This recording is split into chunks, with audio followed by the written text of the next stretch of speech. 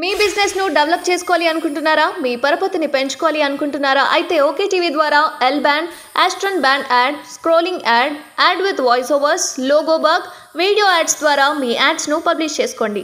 సంప్రదించవలసిన phone number 8520917933.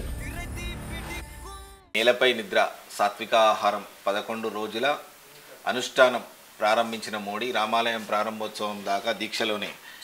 నాసిక్లోని Kalaram గుడిలో ప్రధాని శ్రమదానం, రామాయణ పారాయణం, ప్రజలకు సందేశం. అంటే ఇప్పుడు దీని మీద ఒక చిన్న కాంట్రవర్సీలా కూడా ఉంది. అంటే ఇప్పుడు బీజేపీ వాళ్ళు ఏం చేశారంటే ఆర్ఎస్ఎస్ వాళ్ళు సోనియా గాంధీకి కూడా ఇన్విటేషన్ ఇచ్చారు. అంటే ఇది మతతత్వ పార్టీ, మేము దీనికి రాలేము అని చెప్పేసి అన్నారు.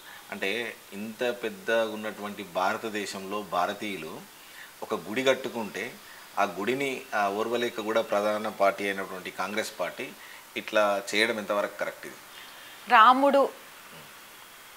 రామరాజ్యం అంటే అలాంటి రాజు కావాలనుకుంటున్నామా, లేకపోతే రాముడు అంటే ఒక మతానికి సంబంధించి చెప్పుకుంటామా?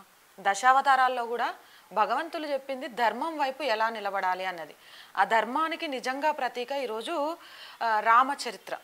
అలాంటి రామాలయం ప్రారంభోత్సవానికి భారతదేశ వ్యాప్తంగా కాదు, ప్రపంచంలో ఉన్న ధర్మాన్ని నమ్మే అనేక మంది అరే మేము వెళ్ళలేకపోతున్నామని బాధపడుతుంటే ఆహ్వానం అందితే, అంటే ఈ క్రెడిట్ బీజేపీ వాళ్ళు తీసుకుంటున్నారో లేదో నాకు తెలియదు, కానీ కాంగ్రెస్ దగ్గరుండి ఇస్తోంది. అంటే ఇప్పుడు నేను ఏమంటున్నా అంటే క్రెడిట్ని పక్కకు పెడితే కోట్ల మంది భారతీయుల కళ, ఈ భారతీయుల కళ నెరవేరే సమయం ఆసన్నమైంది. ఆల్రెడీ నెరవేరినట్టే, కళ దాదాపు నెరవేరినట్టే. కాంగ్రెస్ ప్రభుత్వం అనేది ఎందుకు ఇట్లా చేస్తుంది? ఎందుకు అందరికీ తెలిసిందే, ఓటు బ్యాంక్ రాజకీయాలు. డెఫినెట్గా ఈరోజు మైనారిటీలకు సంబంధించి ఎవరిని ఇక్కడ ప్రత్యేకంగా విమర్శించాలనేది కాదు. మరి రంజాన్ జరగంగానే క్యాపులు పెట్టుకొని వెళ్ళి వాళ్ళకు ఒక విందు ఏర్పాటు చేసి ఇఫ్తార్ విందని వీళ్ళు ఉపవాసం ఉండి ఖర్జూరా తినిపిస్తారు. మరి అప్పుడు గుర్తురాట్లేదా మిగిలిన వాళ్ళ విశ్వాసాలన్నీ దెబ్బతింటాయి మమ్మల్ని ఆ ఒక్క మతానికి అని? నిన్నగాక మొన్న ఇప్పటికీ చెప్తాం, బీఆర్ఎస్ స్టీరింగ్ ఎంఐఎం చేతిలో ఉందని. మొన్న జరిగిన ఎన్నికల్లో ఏఐఎంఐఎం ఇక్కడ కాంగ్రెస్కి మద్దతు ఇచ్చింది. మరి ఏఐఎంఐఎం ఏ పార్టీ? మతతత్వ పార్టీ కాదా? అంటే ఇక్కడ మైనారిటీ ఓటు బ్యాంకు మాత్రమే ఇంపార్టెంట్. మెజారిటీ హిందువుల్లో అనేక కులాలు ఉన్నాయి కాబట్టి కుల ప్రాతిపదికన విడగొట్టవచ్చు, ఆ ఓట్లను రాబట్టుకోవచ్చు. కానీ మిగిలిన మతాలలో మతానికి ఉన్నంత ప్రాముఖ్యత కులాలకు లేదు అక్కడ. ఇప్పుడు రెడ్డి క్రిస్టియన్ ఉంటారు, లేకపోతే మతం మారిన ఇంకొకళ్ళు ఉంటారు, ఇంకొక టైప్. కానీ అక్కడ వాళ్ళు ఏం చూస్తారు? క్రిస్టియానిటీ, ముస్లిం అనేదే చూస్తారు.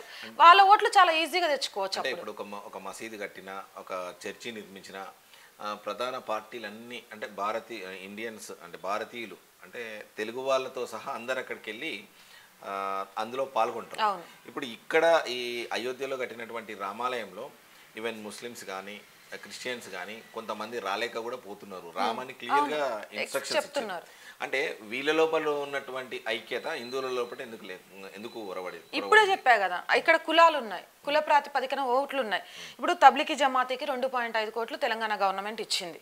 అండ్ ముస్లిమ్స్కి సంబంధించి కానీ లేకపోతే క్రిస్టియన్కి సంబంధించి కానీ ఒక చర్చ్ కానీ ఇంకోటి ఓపెనింగ్ అనగానే మన వాళ్ళు వెళ్తారు, అదే టైప్లో క్యాబ్ పెట్టుకుంటారు, వాళ్ళ పద్ధతి ఏంది అని పాటిస్తారు.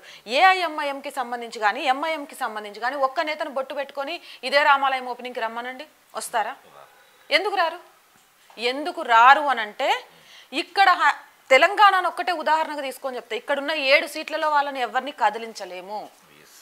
ఆ 7 సీట్లు వాళ్ళకి అనేది ఎందుకు వస్తుందంటే వాళ్ళ ఓట్లన్నీ గుంపగత్తగా పడతాయి. మిగిలిన పార్టీలన్నీ ఐక్యమైతే ఈజీగా అక్కడ వేరే పార్టీ వస్తుంది, కానీ కానివ్వరు. వీళ్ళకు హిందువులను విడగొట్టడానికి అనేక దారులు తెలుసు, కానీ మిగిలిన మతాలను విడగొట్టడానికి దారులు తెలియదు. కాబట్టి ఆ మతాలకు సంబంధించిన ఓటు బ్యాంకు కోసం మాత్రమే తప్ప ఈరోజు ఈ రాముల వారి కళ అనేది ఆర్ఎస్ఎస్కో బీజేపీకో సంబంధించింది కాదు. వేల కోట్ల లక్షల కోట్ల హిందువులకు సంబంధించింది. హిందువులు కూడా కాదు, ధర్మాన్ని నమ్మే వాళ్ళకి సంబంధించింది. ప్రతిసారి రామరాజ్యం రామరాజ్యం అని కోరుకుంటాం. ఎందుకు? భార్య ముఖ్యమా ప్రజాపాలన ముఖ్యమా అని చెప్పినప్పుడు ప్రజాపాలనే ముఖ్యమన్నా గొప్పవాడు రాముడు.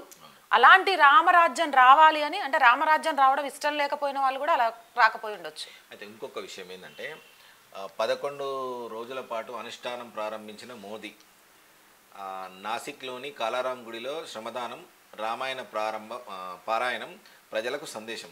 అంటే దాదాపు ఇప్పుడు ఈ రామాలయంకు సంబంధించినటువంటి అంటే ఇక మనం తెలుగులో చెప్పాలంటే ఒక్క పొద్దు అంటారు. ఫాస్టింగ్ అనేది ప్రధానమంత్రి చేస్తున్నాడు. దాన్ని కూడా కొన్ని ప్రతిపక్షాలు ఏం చేస్తున్నాయంటే మోడీ అనే వ్యక్తి ఒక హిందూకు సంబంధించినటువంటి వాడ, హిందూ రిలీజియనే. సో హిందువుల గుడి కట్టినప్పుడే ఇట్లా చేయడం ఏంది అనేది కూడా ఒక కాంట్రవర్సీ వచ్చింది. వృత్తి వేరు, ప్రవృత్తి వేరు. ఆ రెండు తెలియని వాళ్ళు ఇక నా దృష్టిలో మూర్ఖులు. అవునా కాదా? ఇప్పుడు ఆయన వృత్తిపరంగా ఒక ప్రధాని, భారతదేశాన్ని ఖచ్చితంగా పాలించవచ్చు, లేకపోతే భారతదేశం కోసం ఒక ప్రధాని హోదాలో ఉన్నారు. ఆయన ప్రవృత్తి ఏంటి? ఆయన ఒక ధర్మాన్ని నమ్మిన వ్యక్తి. ప్రవృత్తి ప్రకారం ఆయన 11 రోజులు అనుష్ఠానం చేస్తారు, తప్పేముంది? ఇప్పుడు నేను అదే చెప్తున్నా, వేరే పార్టీకి సంబంధించిన వాళ్ళకి సంబంధించి రంజాన్లో 30 రోజులు వాళ్ళు ఉపవాసం ఉంటారు, ఉపవాస దీక్ష చేయమని సందేశం ఇస్తారు. ఇచ్చినంత మాత్రాన నువ్వు ఒక ముస్లిం వ్యక్తివి, నువ్వు కాబట్టే ఇస్తున్నావు, మిగిలిన వాటికి నువ్వు సంబంధం లేదని చెప్తారా? అసలు వృత్తిని ప్రవృత్తిని కలిపి చూసే వాళ్ళు బురద జల్లే ప్రయత్నం చేయడానికి చేసేదే కానీ డెఫినెట్గా ఈరోజు ఏదైతే రామాయణ పారాయణ సందేశం కూడా ఎంతమందికి తెలుసు? మీ పిల్లల్లో ఎవరైనా రాముడికి సీత ఏమవుతుంది అంటే మీరు చెప్పండి. ఈ కార్యక్రమం చూస్తున్న ఎవరైనా కింద కామెంట్ చేయండి. అసలు రాముడు అడవులకు వెళ్తే రాముడు వెంట సీతా లక్ష్మణుడు ఎందుకు వెళ్లాల్సి వచ్చింది? శాపం రాముడు అంటే ఏదైతే మాట ఇచ్చిందో రాముడినే వనవాసానికి పంపుతా, కానీ రాముడు ఎన్ని సంవత్సరాలు వనవాసం చేసిండు చెప్పండి? ఇవెవరికి తెలియదు. కనీసం ఈ టైంలోనైనా మన ధర్మం గురించి తెలియజేస్తే అన్నతో చెల్లెలా ఉండాలి, భర్తతో భార్య ఎలా ఉండాలి, కొడుకుతో తండ్రి ఎలా ఉండాలి, కూతురుతో తండ్రి ఎలా ఉండాలనేది మినిమం తెలుస్తుంది. అది తెలియకే కదా ఈరోజు వరుసవావి లేకుండా ఆడపిల్లలు కనిపిస్తే కామం కళ్ళతో చూస్తున్నారు. ఇలాంటి ధర్మాలకు సంబంధించిన గ్రంథాలను తెలియజేయాలనే కదా. అలాంటి దాన్ని కూడా భూతద్దంలో చూస్తే దీనికి ఎవరు ఏం చేయలేని పరిస్థితి. 2 గంటల ప్రయాణ కాలం 20 నిమిషాలే అటల్ సేతును ప్రారంభించిన ప్రధాని మోదీ. ముంబై, నేవీ ముంబైల మధ్య నిర్మాణం 21.8 కిలోమీటర్ల పొడుగు, దేశంలోనే అతిపెద్ద సముద్ర వంతెనగా గుర్తింపు. రూపాయలు 17,840 కోట్ల వ్యయంతో 7 ఏళ్ల పాటు నిర్మాణం. అంటే ఇప్పుడు నాకు తెలిసి నేను అనుకుంటున్నది, భారతదేశంలోనే ఈ అటల్ సేతు అనేది ఒక కలికితురాయి. అంటే గతంలో కూడా కొన్నిసార్లు కాంగ్రెస్ గవర్నమెంట్ కూడా చేద్దామని చెప్పేసి కూడా అది మళ్ళీ పూర్తి కాదేమో, మధ్యలోనే ఆగిపోతుందేమో అనే సందేహాలు కూడా వచ్చినాయి, ఆపిండ్రు కూడా. సో ఇప్పుడు ఈ ప్రధానమంత్రి నరేంద్ర మోడీ వచ్చిన తర్వాత ఇది నిర్మించడం ఎలా చూడొచ్చు? ప్రతిపక్షాలు అయితే జీర్ణించుకోలేకపోతున్నాయి. అవి జీర్ణించుకోకపోయినా ప్రధాని విషయంలో ఎస్పెషల్లీ మనం చెప్పడానికి ఏముంటుంది అంటే ఇలాంటివి ఎన్నో.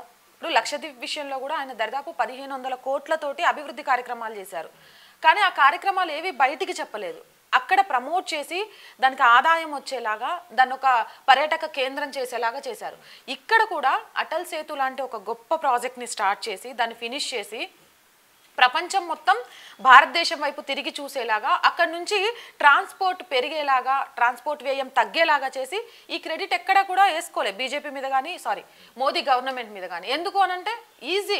అటల్ సేతు ద్వారా మొత్తం ముంబై నావీ మధ్య నిర్మాణంతో టైమింగ్ తగ్గిపోయింది, ట్రాన్స్పోర్ట్ పెరుగుతుంది, దీని ద్వారా ఎక్స్పోర్ట్ ఇంపోర్ట్ పెరుగుతుందని చెప్తే చాలా ప్లస్ అవుతుంది.